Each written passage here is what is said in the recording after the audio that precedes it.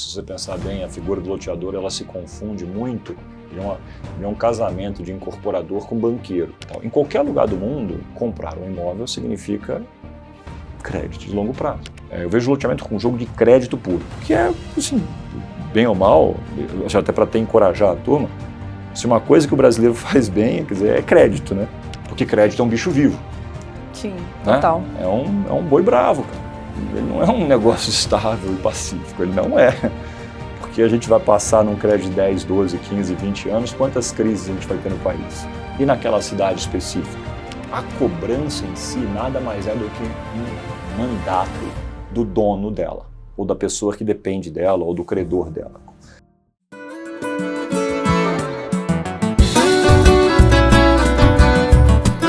Fala minha rainha, fala meu rei. Hoje é dia de novo episódio aqui no nosso talk show. Eu estou recebendo aqui o Leonardo Paranaguá, da Arc Soluções Integradas. A Arc, gente, é uma empresa especializada em inteligência de dados, análise de risco e soluções inteligentes para o mercado imobiliário e financeiro. Léo, seja muito bem-vindo. Hoje, graças a Deus, deu certo a nossa gravação do episódio. É uma honra para mim, obrigado pelo seu tempo estar aqui. Hoje eu quero compartilhar com você um pouquinho aí do que a Arc traz de solução, né, para incorporadores, loteadores, trazer um pouquinho do que vocês vivem nos desafios, no dia a dia que vocês encontram, nos parceiros que vocês atendem. Show, muito prazer, obrigado pelo tempo, bora bater papo. Ô Léo, vamos lá. Eu vejo que já vi acontecer no mercado, tem empreendimentos que vendem bem, então, ou seja, o fator venda não é um motivo, às vezes, do fracasso, né, da empresa, acontecer um desastre de não conseguir, às vezes, nem entregar uma obra. Então, eu acredito e vejo que vocês batem muito nisso, que é a falta de inteligência de dados. Sim. A Arc hoje, ela atua em cima desse problema, certo? Acho que você falou de uma forma bem genérica e abrangente, né? A gente, obviamente, tem assuntos menores e mais focados que a gente começou a endereçar mais cedo, mas sim, acho que o objetivo maior é transformar tudo que a gente tem de empírico, de experiência em informação, em inteligência. A gente começou atuando em cima das carteiras de recebíveis, né? Carteiras que são super longas. Se você pensar bem, a figura do loteador ela se confunde muito. Ele é um casamento de incorporador com banqueiro. Sim. Pela falta de acesso a crédito que existe para esse tipo de produto de forma estruturada no Brasil. Aliás, não é só no Brasil, né? No mundo inteiro, quando a gente fala de lote, de terra, né? Assim, os bancos normalmente não são muito atuantes. Isso é uma história meio que global. A autoconstrução também é pouquíssimo financiada, né? É muito difícil a gente ter ferramentas para isso. Então, na figura do empreendedor que faz o loteamento, nos Estados Unidos foi a mesma coisa, o land developer, esses caras tinham que bancar muita coisa, ou carregar o crédito. Carregar o crédito significa ser banco. Sim. Ser banco significa saber dar crédito, né? Saber dar crédito, saber cobrar, saber entender a sua saldo devedor em relação à garantia, liquidez da garantia. Não é porque você desenvolveu o empreendimento, você tem que saber como conduzir a vida desse crédito. Então a gente começou focado nisso, mas a ideia, acho que maior, se descreveu super bem, é uma empresa que vai transformando tudo que é empírico, tudo que é experiência de empresário, em dado transformado em informação e inteligência para tomar decisões melhores. E o loteador, hoje já existem, comentei com o Gustavo mais cedo, hoje já existem mentorias para formar a pessoa ali, um loteador, para quem está querendo começar nesse mercado, começar trabalhando da maneira certa e mais, com menos risco, digamos assim, para ele. Não foi sempre assim. Então, sempre a pessoa empolgou com o mercado, aí tinha, às vezes, já uma fazenda ali de herdeiros, ou mesmo comprou um pedacinho de terra mais barato e foi fazendo de forma que ele achava que era certo, mas na prática sem avaliar risco financeiro, exposição de caixa, uma série de coisas. Vocês trabalham muito em cima do risco oculto, então eu queria que você falasse um pouquinho para a gente qual é esse risco oculto hoje para um loteador que está começando, e por mais que ele tenha um projeto que ele sabe que ele desenvolveu numa região que tem demanda, que vai vender tudo, porque às vezes esse cara que está começando, ele entende o sucesso dele somente com o número de vendas, né? Com a projeção de vendas. Olha, Bel, eu estou no mercado imobiliário desde 2006. Eu fiz uma migração de carreira de banco, de sistema financeiro para o setor imobiliário e comecei a acompanhar o que aconteceu para trás, né? Tentar aprender com empresários antigos, meus ex-chefes, etc., e pessoas com que eu me relacionei para tentar entender a evolução. Falando especificamente do mercado de loteamento, o mercado de incorporação também sofreu muita evolução ao longo desses anos, né? Tanto de ferramentas, legislação, crédito, etc. Mas o mercado de loteamento é um mercado que tinha muito menos concorrência, a cultura do vender a prazo era completamente do que acontece hoje, né? Então, quando você me pergunta um risco oculto, a maior parte dos riscos são desconhecidos, né? A maior parte da gente vai tentando... tem uma série de coisas que aconteceu aqui ao longo desses últimos 20 ou 30 anos.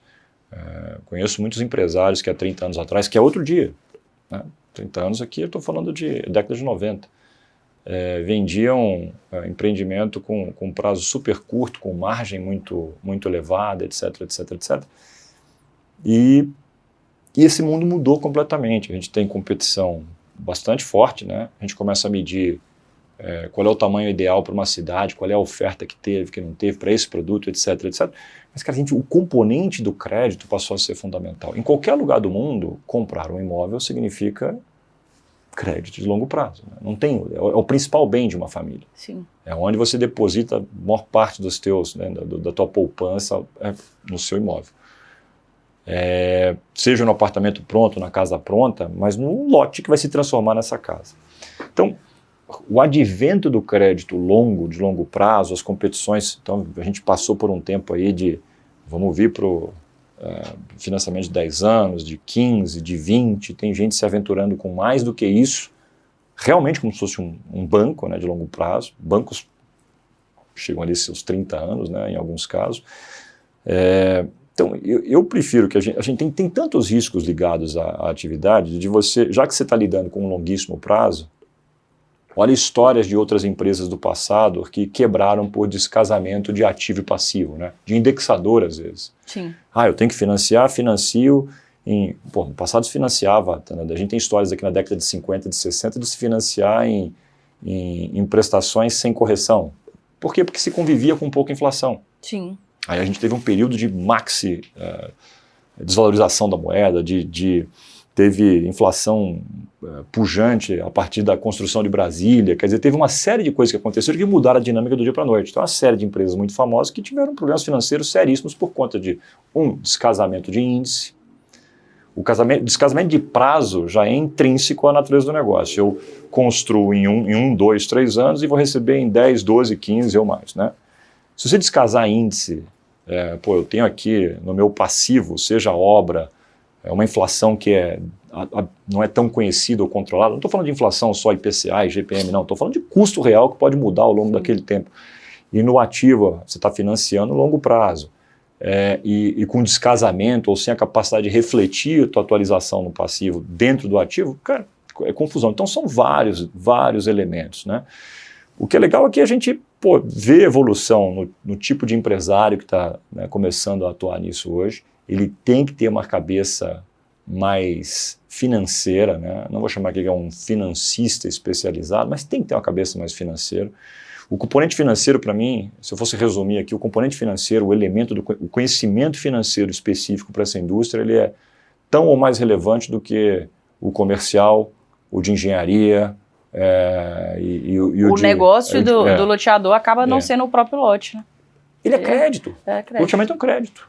Diferentemente da incorporação que se encerra ali em 2, 3 anos, o loteamento é crédito. Se você vai fazer alguma outra coisa com esse crédito, vou securitizar, vou fazer ainda assim é crédito. Crédito e você garantindo alguém. Então é um jogo de crédito. Eu vejo o loteamento como um jogo de crédito puro, que é, assim, bem ou mal, até para até encorajar a turma, se uma coisa que o brasileiro faz bem, quer dizer, é crédito, né?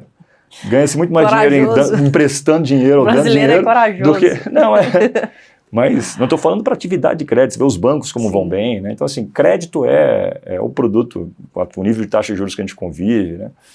é um negócio muito rentável, né? Então, mas loteamento é isso, com garantia imobiliária. Eu enxergo de uma forma muito simplificada. Então, ter o conhecimento financeiro ou não ter o conhecimento financeiro é que está o principal elemento de risco para o insucesso de um projeto, tá? Essa é a minha visão. E o padrão que se repete, digamos assim, desses loteadores que acabam quebrando aí no meio do caminho, talvez seja essa confusão de entender que o negócio dele não é o lote, que ele é uma empresa de crédito imobiliário, é não olhar para algum cenário específico. O que é o padrão que se repete? Você, cara, de 10 empresas que eu já vi no mercado quebrando, as 10 tiveram isso em comum.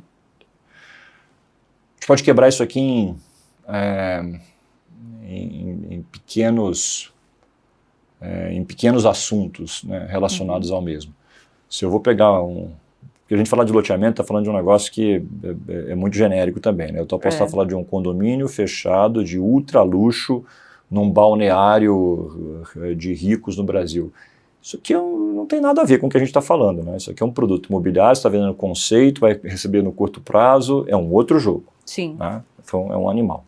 Quando a gente vai falar da grande massa de consumidores do Brasil, que é renda média para baixo, aí é o jogo do crédito mesmo. Você precisa dar financiamento longo e saber conviver com tudo isso que a gente acabou de discutir aqui inicialmente.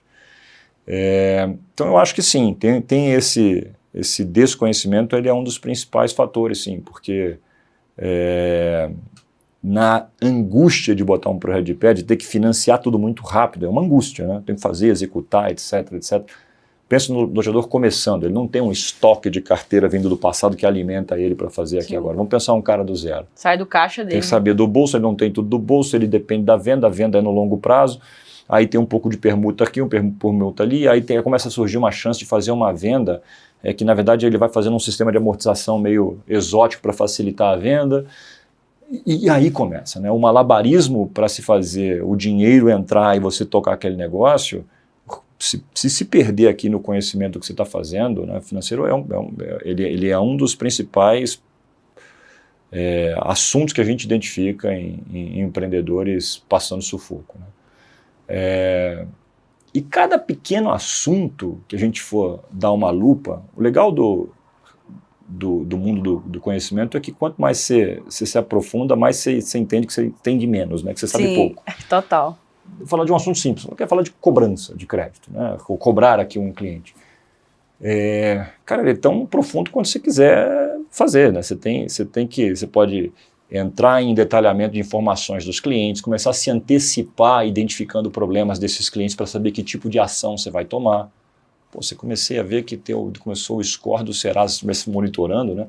Pô, está começando a ter alguma deterioração. Em quanto tempo depois isso vai começar a refletir na carteira do loteamento, né? Então, isso é um assunto tão profundo quando a gente quiser trabalhar. Às vezes o cara, se você consegue ir acompanhando essa questão do recebíveis, a vida dele, do que está acontecendo em torno, vai respingar no seu financiamento. Vamos lá, e voltando a falar de crédito, cara, vamos chutar que o preço daquele lote ali, só para dizer qualquer número, é 100, tá?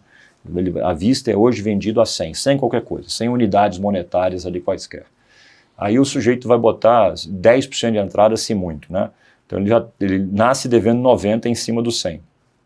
2, 3, 4 anos depois, o que aconteceu com os 100, o que aconteceu com os 90 que ele devia? A gente convive com taxas de juros altas, né? O 100 virou 120, 130, 140, 150, houve uma valorização real do imóvel. Que tamanho foi essa valorização? Vamos só supor aqui que o 100 virou 150 depois de um determinado tempo, e o 90... por conta da taxa de juros, e a gente paga muito pouca amortização no começo, paga mais juros, né? Sim. Quase que tudo que é sistema de amortização é assim. Os tradicionais para o loteamento, a gente convive muito pouco com saque, né? Price, sacoque, gradiente, essas, né?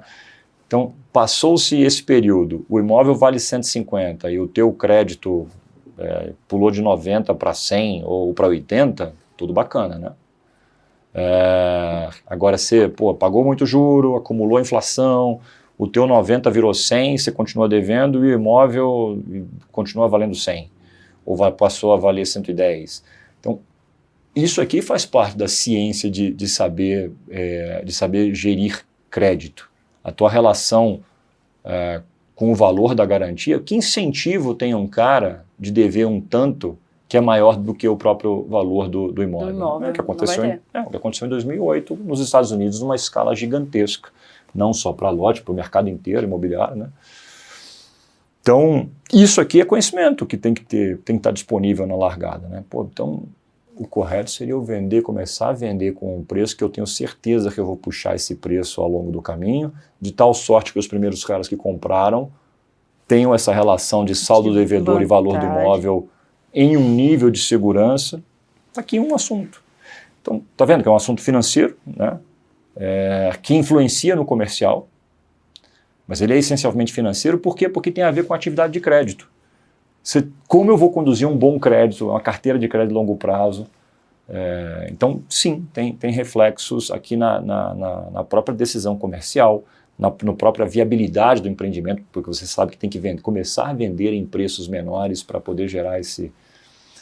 Se já chegar no preço cheio, não tem velocidade. Não tem velocidade mesmo. O cara não vê vantagem propriamente. Mas mesmo que tenha velocidade, vai lá, imagina que tenha velocidade. Só que você vendeu no longuíssimo prazo com a entrada muito pequena. Então o saldo devedor desse 100 é 90, 95, ou é 85, etc. Mas já que vendeu no preço cheio, talvez o preço cheio se mantenha estável e você não veja valorização. Como as pessoas pagam muito pouco de amortização no começo, para a gente chegar no momento seguinte e o 100 vale 110 e o seu saldo devedor também vale 110 e o cara já está chateado, vai embora, não consigo pagar esse imóvel. Total. E culturalmente, assim, o incorporador, o loteador, eu percebo que ele quer tudo, às vezes, centralizar. Sim. Eu mesmo vou gerir aqui minha carteira de clientes, minha carteira de recebíveis, por exemplo. Sim. O qual vantajoso é para ele ter essa estrutura própria ou terceirizar ou investir numa empresa como a Arc, por exemplo, que trabalha com toda essa inteligência de dados para ele, que gera ROI? Como que ele vai ver o ROI disso? Acho que tudo é performance, né, Bel? A gente tem que mostrar o que é melhor no bolso do sujeito. Eu vou te falar até o seguinte: muitas vezes esse cara tem razão dele estar com o time dele na ponta falando com o cliente, porque ele tem uma sensibilidade que muitas vezes a empresa terceira que está fazendo essa gestão não tem.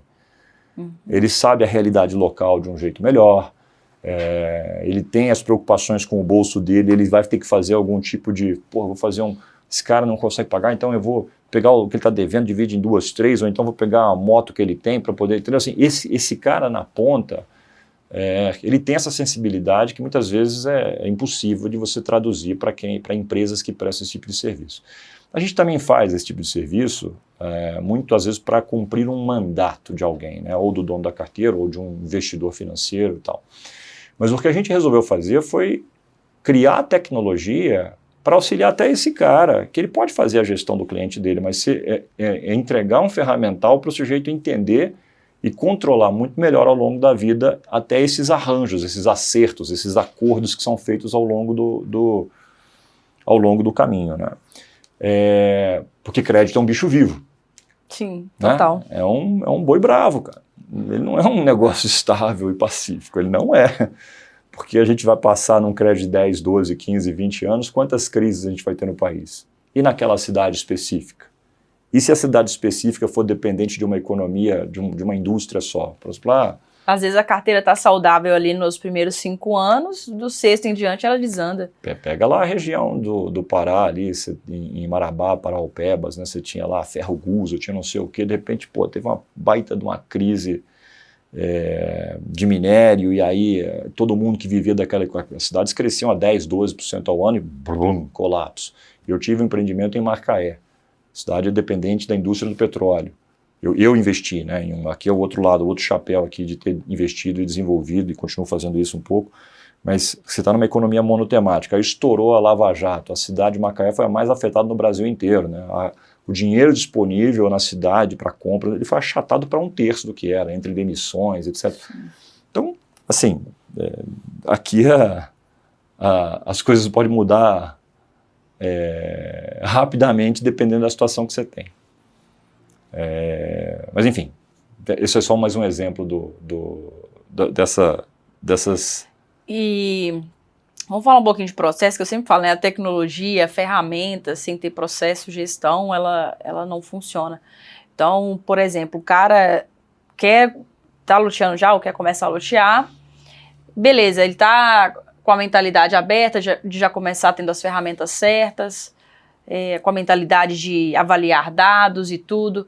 E juridicamente falando, vocês têm assessoria nisso também? Até, por exemplo, também. O cara que quer preparar um contrato para lá na frente, se ele precisar fazer um repasse dessa carteira, o contrato dele está alinhado, vocês oferecem também essa... Perfeito. Então, só para voltar até a tua pergunta anterior e tentar fechar melhor e aí a gente pular para essa. Então, no fim das contas, viramos uma empresa de desenvolver tecnologia e simplificação para a gestão dessas carteiras, né? Sim. A tecnologia só para explicar um pouquinho melhor a nossa tecnologia, antes, né, a gente desenvolveu uma solução integrada a uma instituição financeira, mas que pode se acoplar a qualquer banco, etc. E integramos também ao principal CRM do mercado, que é o CV. Sim. Então funciona quase como se fosse um mini ERP para esse empreendedor, gerencia o contrato, tal, etc. Mas à medida que os recebíveis, os boletos são pagos ou não pagos, ele alimenta, aquilo é o dado, né? O dado básico é o boleto pagou ou não pagou. Sim. Isso vai se transformar numa série de relógios ou de informações mais inteligentes para que este dono da carteira, ou o credor, ou o investidor, faça a melhor interpretação, leitura do que está acontecendo, se antecipe aos problemas e comece a movimentar na gestão propriamente em si, né, na carteira, né, no relacionamento com o cliente.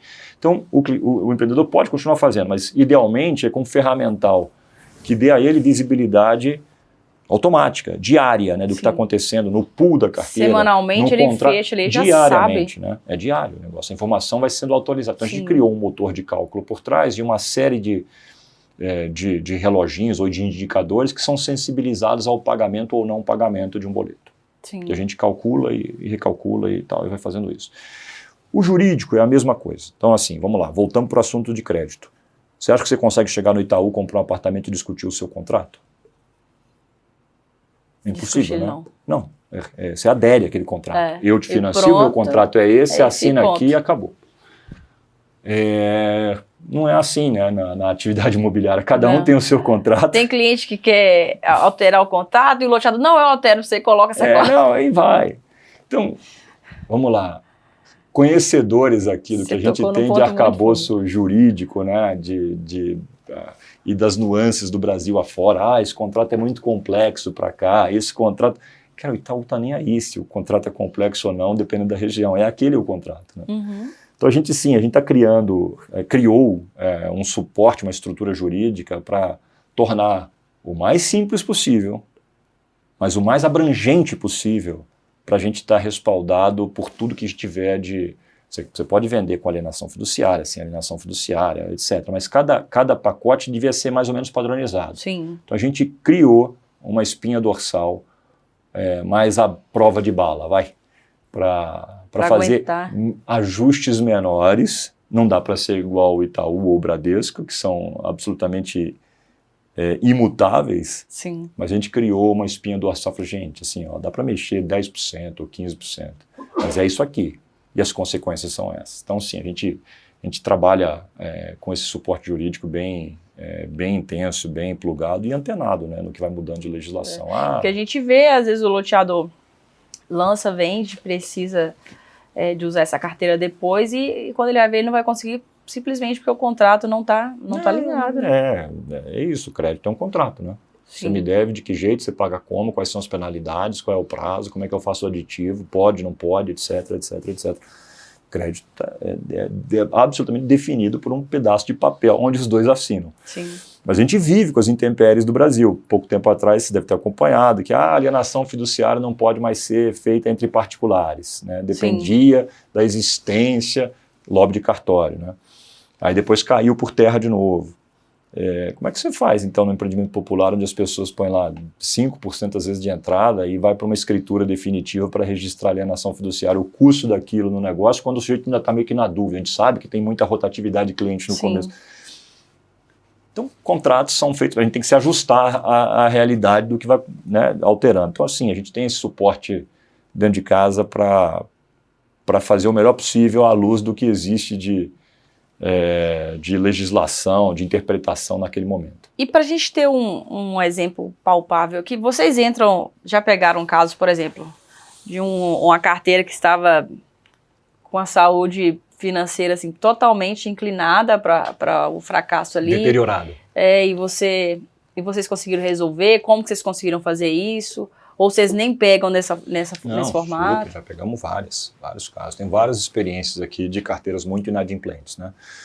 Normalmente, as carteiras muito inadimplentes, elas têm um diagnóstico meio claro, né? Às vezes foi um empreendedor que teve dificuldade financeira, interrompeu obra. Ao interromper obra, começou a sofrer todo tipo de problema. Então, você tem a origem de obra inacabada ou obra demorada, que aí a solução ela é meio que óbvia, né? Você tem que resolver o assunto, origem, né? A origem é a obra, então tá bom. Mas tem outros casos que tem empreendimentos que são, chamar assim, viciados, né? Sim. Existe um costume, um hábito de atraso e de uma certa leniência do cobrador ou da empresa. Tá tudo bem, deixa gira, tudo vai, leve. volta, toca de uma forma mais suave. Então a gente pegou muitos casos já assim. A gente está fazendo um caso lá agora de fazer uma ação mais enérgica para impactar e gerar exemplo. Falou assim, olha, depois de tantas... Você vai vendo que o percentual da carteira lá, 30%, vive sempre de aditivos, né? Aditivo. Aí você gasta com advogado, gasta com não sei o quê, né? Vive gastando dinheiro. Tem um custo ali. Tem custo. Aí, nosso gestor falou, gente, vamos fazer aqui uma solução, gerar uma ação mais impactante e ver qual é a consequência disso. Ou seja, não tem mais negociação com este grupo aqui, que é mais doente crônico, né? Uma doença mais crônica. Vamos entrar na execução de alienação fiduciária e retomar esses lotes todos com construção, sem construção, não interessa. Vamos pegar um percentual e limpar isso aqui da carteira de vez. E ver em que grau isso ajuda a disciplinar o restante da carteira. A gente já fez isso em outros casos. E funcionou? Funciona. Opa, se funciona. Nada como a referência real do que pode acontecer. Eu falo, não teve negociação, acabou, foi para de fato cumprir o processo, o rito todo. Mas tudo depende também do contrato que você tem na largada, né? Então, um bom contrato te permite fazer isso. Dependendo do contrato, você está refém. Está refém, vai ficar na justiça, morosidade. Então, tudo que a gente vai fazer é tentar fugir de discussão jurídica, né? Cumprir ritos acelerados. A AF funciona? Funciona. É perfeita no Brasil inteiro? Não, mas ela funciona bem. Sim. Tem outros mecanismos? Tem. Mas depende dessas... Então essa é uma decisão que por vezes a gente implementa. Eu sugeriria fazer isso, limpa 10% dessa carteira, mais inadimplente, dá o exemplo e vamos ver como é que a turma começa a reagir. E uma carteira que começou agora, o que o cara, além da ferramenta, consegue... A ferramenta é ok lá, mas o que ele consegue implementar nela para conseguir ter... Posso chamar de educação dessas pessoas? Pode.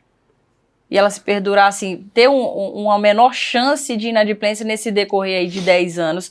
Estou falando agora do que a gente controla, né? Lógico que tem os fatores externos, como a gente citou aí mais cedo. Usando, uma das coisas que a gente está caminhando para deixar, isso não está pronto, mas vai ficar em breve, é dar a devida visibilidade para o próprio mutuário do que está acontecendo. Quando você, voltando, por exemplo, do banco aqui, Itaú, Bradesco, Santander, quando você tem você pega o seu aplicativo, o seu home banking aqui, abre lá, teu crédito imobiliário lá, você começou a pagar não sei quanto tempo atrás, tal, você acompanha a vida do crédito imobiliário. Sim. Isso faz uma diferença para o sujeito, né? Porque isso é uma decisão muito pessoal, falou assim, eu posso, não posso, quero antecipar a parcela, quero fazer não sei o quê. Então, a coisa que a gente está caminhando para fazer é fazer justamente isso. Entregar para o próprio cliente, para o próprio mutuário, uma ferramenta como se fosse o home banking, ou a ferramenta de gestão do crédito imobiliário dele. Inclusive, no banco, por exemplo, se ele quer quitar, ele nem precisa gestionar, ele faz tudo ali. Então, a gente está criando automação para dar transparência. Falou assim, você comprou por 100, você pagou 30, imagina que não tenha correção de nada, então você deve 70, e 70 dividido dessa forma. Até educar o cara, falar, se você começar a pagar da última para a primeira, o teu saldo devedor vai ser, o teu volume de dinheiro gasto vai ser menor, porque você está amortizando mais do que... Imagina, sobrou um pouquinho de dinheiro a mais. As parcelas, imaginar aqui que a tabela de amortização aqui é uma price. Sim. Pô, tem que pagar 10 todo mês. Aí você vai ver que, vai descobrir que 8 é juros no começo e 2 é amortização. E no final é o contrário, né? Então, se eu começar... Então, esse tipo de ferramenta, se tiver disponível, eu acho que, né, a gente vai caminhar para isso, né? Para deixar... porque eu acho que ajuda demais o próprio mutuário saber o que ele está fazendo. Essa independência. Eu falo por experiência própria. Quando você tem algo financiado, que você tem não só essa gestão, mas você tem uma coisa simples, por exemplo. Você recebe uma mensagem te lembrando do seu boleto há 5 dias. Super. Um dia antes. Como que funciona? Porque eu, particularmente, quantas vezes eu paguei um boleto atrasado por esquecimento? Não, isso é super normal. Todo mundo vive isso. Todo mundo vive isso, não é? Eu sou esquecido, volta e meia tem uma cobrança, tem multa de não sei o quê, o tempo inteiro. Depende da organização das pessoas. Sim. Né? Mas agora tem muita coisa melhor, né? Os próprios bancos já mostram lá, pô, tá vencendo o boleto, eles estão sensibilizados ali pela... Mas é isso mesmo, então lá a gente faz isso. Aliás, a cobrança em si nada mais é do que um mandato do dono dela, ou da pessoa que depende dela, ou do credor dela. Quando eu falo mandato, pega um momento onde o projeto foi super bem feito, tá? Vendi por 100, o preço certo era mais do que isso, então o imóvel hoje já vale 200, o saldo devedor do cliente é uma parcela bem menor em relação ao valor do imóvel. Sim. Ele está inadimplente. Qual é a tua postura em relação a esse cliente? E eu tenho demanda sempre por clientes novos para retomar os antigos. Você endurece a gestão. Meu amigo, tchau, passar bem. Eu vou te tirar porque eu vou botar outro cara que vai pagar mais caro, etc, etc, etc. Isso é um mandato. Eu estou direcionando a gestão dessa carteira a ser mais dura, a cobrança a ser mais dura, porque você está super confortável como dono dela. Vamos pensar a situação contrária. A gente está vendo uma baita de uma crise e tudo o que eu falei aqui de lado de coisa boa inverteu. Putz, o saldo devedor está alto, o imóvel vale menos do que o saldo devedor, uma crise tremenda. Às vezes você tem que testar. Não estou dizendo que essa é a solução, mas muitas vezes é melhor ter a dúvida de receber do que a certeza de não receber. Sim, com você certeza. Não quer tirar o cliente, porque ele ainda paga um pouco. Então, cobrança é um mandato. Então, depende a gente se adaptou para fazer cumprimento de mandatos. Vamos fazer essa carteira. A gente tem um modelo padrão, dispara 5 dias antes, e-mail, WhatsApp, não sei o quê, até chegar na época do telefone, cobranças pessoais, etc, etc, etc. Mas ela deve refletir uma orientação do dono da carteira, do empresário, do investidor, etc. À luz da realidade a cada momento. Acho que é isso que é o principal. Agora, eu gostei muito dessa colocação que você trouxe entre, né, valor que a pessoa tem financiado, se ele vê, poxa, comprei o imóvel, estou pagando, a parcela está mais baixa hoje, mas o imóvel já vale X. Porque isso tudo vira motivação também para o cliente, né, cara? O quê? Eu vou deixar de pagar isso aqui, olha o tanto que o meu lote... ou perder... Olha o tanto que o meu lote valorizou. Porque eu já vi loteador fazer assim, lançar o produto num preço final que eu falo, como o cliente vai ver dinheiro aqui desse lote, sei lá, acontecendo uma coisa bem mirabolante no mercado e depois de 10 anos, aí o cara comprou o lote hoje, daqui 4, 5 anos o preço ele não vê aquela evolução e tudo isso vai gerando gatilho desmotivador para o cara pagar o lote. Eu acho que o lance da educação, a gente vai aprender bastante com esse processo, mas assim, ele é fundamental para gerar a motivação para uma coisa bem feita, ter menos interações e o cliente automaticamente está disposto a pagar, acelerar o pagamento, sim, etc., com qualquer reserva. Viver no Brasil é uma arte financeira. Né? A gente vive com juro altíssimo e o valor do dinheiro no tempo, ele é a peça fundamental dessa equação. Mas na cabeça desse mutuário, ele falou assim, pô, eu devia 80 há 3 anos atrás. Aí passaram-se 3 anos, eu vou ver, e o imóvel valia 100. O imóvel vale agora 120, 130, o que for, e eu continuo devendo 80. Falou, pô, mas não baixou nada. Falei, peraí, o 80 de lá de trás é bem mais do que o 80 de hoje. Sim. Porque o componente de custo de capital desse período é brutal. Mas ele não enxerga isso, ele enxerga o valor nominal. Só que nós não estamos na Europa com inflação de 2% ao ano, entendeu? Não existe isso. Né? Então não existe, a gente vive de Selic altíssima, de inflação mais 12, né, sendo repassado. Então assim, o cara não entende. Para ele deve a mesma coisa. Eu falo, mas como é que eu posso estar devendo a mesma coisa? Ele não quer saber se o 80 mil do passado comprava X, o de hoje... Não, só que o 80, exatamente, o 80 do passado você comprava muito mais do que você compra com seus 80 de hoje. Sim. Só que isso não é fácil de estar na cabeça das pessoas, né? Então, assim, você precisa de ferramentas. Para isso que a gente... E se o meio, né, desse negócio que é crédito, não é o lote, mas se o meio, que é o lote, para o consumidor dele, o entendimento de ver vantagem que ele tem, né, de falar assim, fiz um bom negócio, é esse de comprei por um preço, estou devendo X, e olha o tanto que olha o valor que o lote já está atualmente. Se é dessa forma que ele vê vantagem, não adianta a gente querer bater nele e querer mostrar vantagem de uma forma mais complexa, né? É isso. Então, assim, acho que é para lá que a gente está indo. Dar esse ferramental para o próprio mutuário entender que é um empreendimento que seguiu o script, né, de ele enxergar a relação creditícia que ele tem, o empréstimo que ele tem, o valor do imóvel e por que faz sentido ele continuar. Obviamente, transparência funciona para bem e para mal, né? Se fizer tudo errado, mas o nosso papel é dar a ferramenta. Total. E o do empresário fazer o dever de casa de construir esse passo a passo de valorização do imóvel, para que a relação de crédito e de valor de imóvel cada vez se distancie mais, quer dizer, o imóvel valendo mais e o crédito declinante em relação ao valor do imóvel. Isso aqui cabe ao empresário, a gente pode ajudar, tal, mas assim, cara, você tem que construir esse caminho da carteira de crédito para ter mais saúde financeira ao longo do tempo. O ferramental é para o cliente que comprou entender claramente que foi uma bela aquisição que ele fez, que foi vantajoso, e obviamente continuar incentivado a permanecer pagando. Cara, assim, desse bate-papo nosso aqui, uma coisa que ficou para mim, não sei para quem está nos assistindo, se o cara que está assistindo hoje a gente aqui, que quer se tornar um loteador e tinha a mentalidade, não, eu preciso focar em desenvolver um bom projeto e vender tudo, que é sucesso, a gente trouxe uma visão diferente aqui hoje, né? Você trouxe uma visão de que o cara tem que entender muito de financeiro, de crédito. Essa é a principal habilidade que ele precisa desenvolver. É uma habilidade que ela foi desnecessária no passado, quando se tinham margens muito altas, quando se tinha menos competição, quando os prazos de recebimento eram mais curtos. E a gente não volta para esse passado. A gente só vai caminhar para mais competição, para financiamentos mais longos.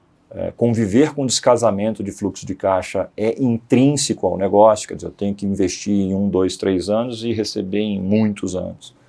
Então, assim, não é que ele é mais relevante, ele só é um conhecimento novo indispensável para a realidade de hoje. Continuar achando uma área boa, entendendo de produto, saber montar uma estratégia comercial, entender o seu cliente, entender competição, continua sendo absolutamente essencial, senão você não tem nem a matéria-prima. É que o financeiro, esse tipo de conhecimento financeiro, ele era menos importante.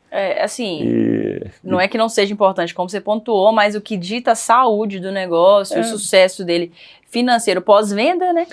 Minha visão pessoal, o loteamento, excetuando-se o que a gente está falando de alta e altíssima renda, que é um animal completamente diferente, ele é uma proxy, é uma aproximação do negócio de crédito muito forte. Para mim, ele é um crédito com garantia imobiliária. E o produto também, que é fundamental, né, tudo foi feito para se vender, na minha cabeça é isso, está vendendo crédito. E vem com garantia imobiliária, quase como se fosse um home equity, né, o tradicional home equity. Então, este produto eu vejo ele com essa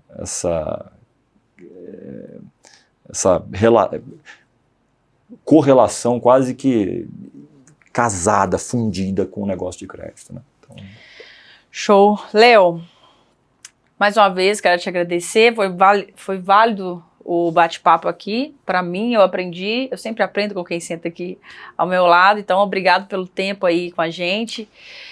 Gostaria que você deixasse aí uma mensagem para esse mercado nosso tão amplo, igual, como eu disse, muita gente corajosa, né? O empreendedor é corajoso. Opa!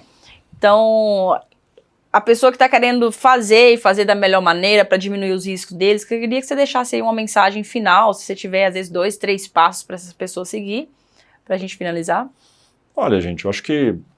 Obrigado, Bel, pelo tempo. A gente... O legal é que nos tempos de hoje a gente está... aquele negócio de cada um ter um segredo, uma fórmula mágica, esconder, isso está... A bala de prata, né? Isso está acabando, né? Então a gente vive num mundo hoje onde se compartilha experiência e aprende, e fóruns de discussão.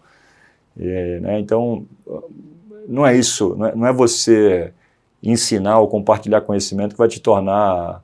ou esconder, ou ter alguma coisa que vai te tornar especial no teu empreendimento. Isso acabou por terra. Então é muito legal esse tipo de troca que a gente tem. Toda hora eu estou participando de uma conversa ou outra e aprendendo com mais gente, com experiências específicas, regionais, etc, etc.